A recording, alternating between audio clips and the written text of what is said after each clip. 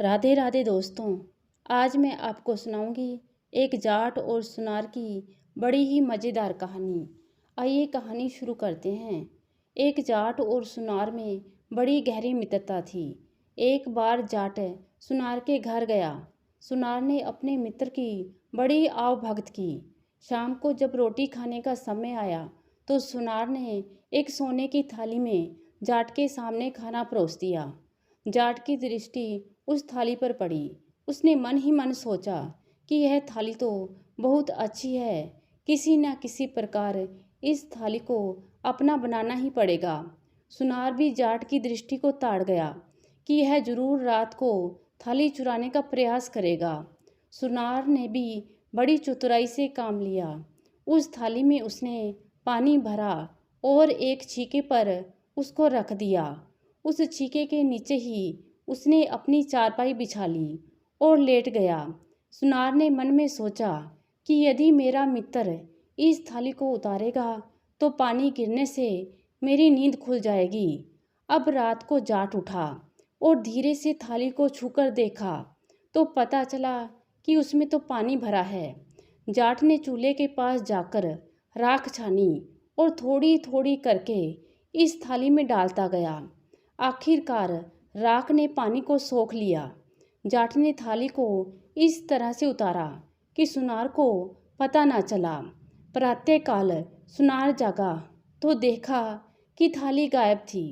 जाट ने वह थाली रात को ही गांव के बाहर पानी के गड्ढे में छुपा दी थी और इस दौरान उसके पैरों पर पानी और गीली मिट्टी का निशान बन गया था।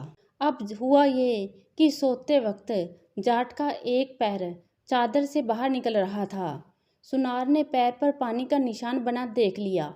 वह समझ गया कि थाली को किसी पानी के गड्ढे में गाड़ दिया गया है। उसने सूत के धागे से पानी और पैर का निशान नाप लिया और उसी गहराई तक गड्ढे में घुसकर पानी में टटोला तो उसे थाली मिल गई। सवेरे जाट भी जागा। उसने सुनार से कहा, भाई अब मैं जा रहा हूँ। सुनार ने कहा, भाई कम से कम एक दिन तो और रह जाओ, ऐसी भी क्या जल्दी है, कल चले जाना। जाट ने सुनार की बात मान ली और एक दिन और उसके यहाँ रहने के लिए मान गया। शाम होने पर सुनार ने उसी थाली में जाट को फिर खाना खिलाया।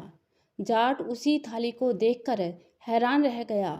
उसने सुनार से पूछा, भाई एक बात बताओ, तुम्हारे घर में कितनी सोने की थालियां हैं? क्योंकि एक थाली तो रात को मैं चुरा कर ले गया था। सुनार ने कहा, यह वही थाली है, मैं उस गड्ढे में से निकाल कर ले आया हूँ जिसमें रात को तुम छुपा आए थे। इस पर जाट ने कहा, मैं तो खुद को ही ज़्यादा चतुर समझता था, पर तुम तो भाई मेरे भी गुरु निकले। हमें अपनी चतुराई का लाभ जरूर उठाना चाहिए। तो चलो कहीं कोई व्यापार करने चलते हैं। इस पर सुनार ने भी अपनी सहमति जताई और दोनों व्यापार करने के लिए घर से निकल पड़े। चलते चलते एक शहर में पहुँचे। आगे चलकर उन्होंने देखा कि बहुत से लोग एक लाश को लिए शमशान की ओर जा रहे थे। सुनार ने जाट से कहा, लगता है कोई बड़ा मरा है, हमें अपना धंधा यहीं से शुरू करना चाहिए। शमशान पर जाकर जहाँ लाश जल रही थी वहीं उन दोनों ने एक सुरंग बनाई। उस सुरंग में सुनार को बिठा दिया। जाट सेठ के बारे में सब पता करने के बाद सेठ के घर पहुंच गया। वहां आकर उसने पूछा कि सेठ जी कहाँ हैं? सेठ के लड़कों ने कहा, उनकी तो मृत्यु हो गई है, अभी उनको जलाकर आए हैं। यह सुनकर जाट बड़े जोर जोर से रोने लगा। सेठ के लड़कों ने उससे रोने का कारण पूछा। जाट ने कहा, सेठ के पास मेरे 10,000 रुपये जमा थे, अब मुझे कैसे मिलेंगे? सेठ के लड़कों ने कहा, यदि बही खाते में रुपए जमा होंगे तो आपको आपके रुपए मिल जाएंगे। बही खाता देखा गया पर कहीं भी जाट के नाम रुपए जमा होने की बात नहीं लिखी थी। तब जाट ने कहा, हो सकता है सेठ जी ने मेरे पैसे बही में ना लिखे हों, पर मैंने रुपए तो जरूर जमा कराए थे। आप सब लोग मरघट में मेरे साथ चलो। यदि मेरे रुपए सच्चे हैं तो सेठ जी खुद ही बोल देंगे। सेठ के लड़कों ने जाट की बात मान ली और सब मिलकर शमशान में पहुंचे। सेठ के लड़के जाट को चिता के पास ले गए। चिता के पास खड़ा होकर जाट ने जोर से आवाज दी, अरे ओ सेठ जी, मैंने जो 10,000 रुपये तुम्हारे पास जमा किए थे वो बही खाते में नहीं मिल रहे हैं। अगर मैं सच बोल रहा हूँ तो हाँ बोल दो, नहीं तो ना बोल दो। चिता के पास सुरंग में बैठे सुनार ने आवाज़ लगाई, बच्चों, इस आदमी के पैसे मेरे पास जमा थे, इसका एक एक पैसा चुका देना, नहीं तो मुझे नरक में जाना पड़ेगा। सेठ के लड़कों ने इसे अपने पिता की आवाज़ समझा और घर आकर जाट को 10,000 रुपये दे दिए। रुपये पाकर जाट ने सोचा कि सुनार को मरने दो, सब रुपये अपने ही घर ले चलूं। इधर सुनार ने भी सोच लिया कि इतने सारे रुपये लेकर वह मेरे पास तो बिल्कुल भी नहीं आएगा। अब तो कोई और ही उपाय सोच लेना चाहिए। सुनार ने बहुत ही अच्छे और कीमती जूते खरीदे। जूतों को लेकर वह उसी रास्ते पर गया जो जाट के गांव को जाता था। सुनार ने रास्ते में एक जगह पर उस जोड़ी में से केवल एक जूता गिरा दिया। दूसरा जूता आगे चलकर कोई 100-200 गज की दूरी पर गिरा दिया और खुद छिपकर एक जगह बैठ गया। जाट रुपयों की गठरी लेकर आया। उसने रास्ते में पड़ा एक जूता देखा। जूता उसको बहुत पसंद आया, पर एक जूते का वह क्या करता। आगे जाकर दूसरा जूता भी उसे रास्ते में पड़ा हुआ मिला। जाट ने सोचा, यह जूता तो उसी जूते के साथ का है। यह सोचकर उसने रुपयों की गठरी तो वहीं रख दी और उस पहले जूते को लेने चला गया। इधर वह जूता लेने गया, उधर रुपयों की गठरी को उठाकर सुनार अपने घर आ गया। सुनार ने अपनी स्त्री को सारी बात कह सुनाई और उसे समझा दिया कि यदि वह जाट आए तो उसे मेरे बारे में कुछ भी मत बताना। मैं एक कुएं में जाकर छिप जाता हूँ। तुम कुछ दिन मेरा खाना वहीं पहुँचा दिया करना। यह कहकर उसने वे रुपए एक बर्तन में रखकर आंगन के बीच में गाड़ दिए और वह एक बिना पानी वाले कुएं में जाकर छिप गया। उधर जाट जब पहले जूते को लेकर लौटा तो वहाँ रुपयों की गठरी नहीं दिखी। उसे यह समझते देर नहीं लगी कि यह सब सुनार की करतूत है।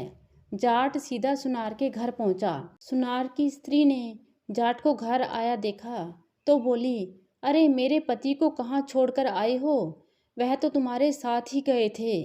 जाट ने उत्तर दिया, क्या वह अभी तक घर नहीं आया है? सुनार की स्त्री ने कहा, नहीं, वह अब तक घर नहीं आए हैं। जाट तो समझ गया कि सुनार की स्त्री झूठ बोल रही है। वह जरूर आ गया है, किंतु उसके पास अब कोई चारा नहीं था। पर उसने यह निश्चय कर लिया कि जब तक कुछ पता नहीं लगेगा वह जाएगा नहीं। सुनार की स्त्री रोज खाना बनाती, खाना लेकर सूखे कुएं में खाना देती और फिर दूसरे कुएं पर से पानी भरकर आ जाती। यह उसका नित्य का काम था। इस प्रकार कई दिन बीत गए। एक दिन जाट चुपचाप उस सुनार की स्त्री के पीछे पीछे चला गया और उसने देखा कि कुएं के पास जाकर उसने आवाज दी, लो रोटी। जाट सारी बात समझ गया। दूसरे दिन जाट उस सुनार की स्त्री के जैसे कपड़े पहनकर रोटियों की पोटली बांधकर उस कुएं पर पहुंच गया और उसी प्रकार आवाज बनाकर कहा, लो रोटी। फिर उसने कहा, वह जाट तो चलता ही नहीं है। मेरे पास कुछ रुपया पैसा नहीं रहा, क्या करूं? सुनार ने भीतर से कहा, आंगन के बीच में जो रुपयों की हांडी दबी पड़ी है उसी में से निकाल लिया करो। इस प्रकार जाट ने रुपयों का पता लगा लिया। सुनार की स्त्री रोज की तरह रोटी लेकर गई और आवाज लगाई, लो रोटी। सुनार ने कुएं में से कहा, अभी तो दे गई थी, फिर ले आई। सुनार की स्त्री बोली, मैं कब आई हूँ? सुनार ने तुरंत जान लिया कि जाट चालाकी से रुपए ले गया है। वह बोला, अरे भाग्यवान, जल्दी से मुझे कुएं में से बाहर निकाल। जाट तेरे जैसे ही कपड़े पहनकर आया था, अब तक तो वह सारे पैसे ले गया होगा। घर आकर उन्होंने देखा कि आंगन खुदा पड़ा है और सारा धन गायब है। जब सुनार की पत्नी रोटी लेकर सूखे कुएं की ओर गई थी, तब तक जाट सारा धन लेकर चंपत हो गया था। तो दोस्तों, कैसी लगी आपको यह कहानी? आशा करती हूँ आप कहानी को पसंद करेंगे। अगर आपको मेरी कहानियाँ अच्छी लगती हैं तो प्लीज़ कहानी को लाइक ज़रूर कीजिए। धन्यवाद।